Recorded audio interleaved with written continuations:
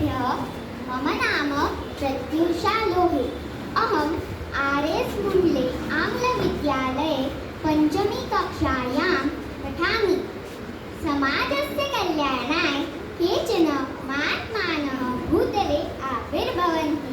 तेषु अन्यतमः अस्ति कबीरनामधेयः। तस्य जन्मविषये वदन्ताः एव दृश्यन्ते।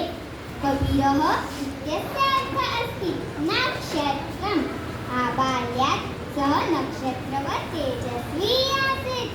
ललाटे तिलकं, मस्तके शिरस्त्राणं, दीर्घश्मश्रुः, कण्ठे तुलसीमाला च इत्येतत् सर्वधार्यतः तस्य व्यक्तित्वं वैशिष्ट्यपूर्णम् आसीत्।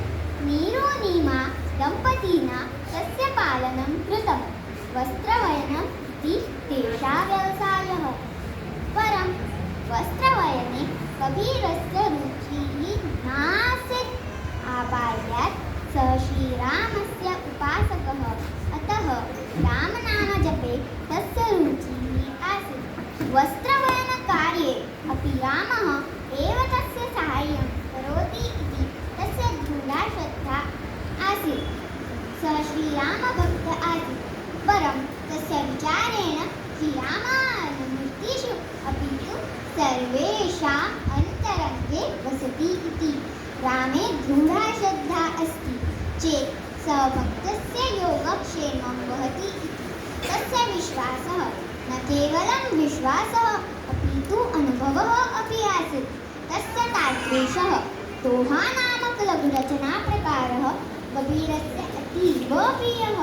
रामनामजपन्तं कबीरं केचन जनाः भूषं पीडयन्ति स्म, किन्तु सः शान्तमनसा सर्वसहते स्म।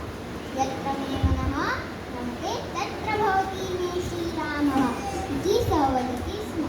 रामानन्दनाममहाराजः वाराणस्यां वसति स्म। मार्गे श्रीराम श्रीराम इति जपन् गङ्गास्नानार्थं गच्छति स्म। तेनैव महात्मना रामनाममन्त्र उपदिष्टः कबीरस्य श्रद्धा आसीत्। अतः रामानन्दमहोदयं सः गुरुरूपेण सम्मानयति स्म। सर्वकार्येषु लघु लघु विषयान् स्पृष्ट्वा जनान् सम्यक् उपदिशति स्म। यत्र अहङ्कार तत्र आपत्ति। येन प्रेम इति सार्धद्विवर्णस्य शब्दस्य अर्थः अवगतः सः एव पण्डितः। यः श्वकार्याणि अदैव कुर्यात् सः एव विचक्षणः।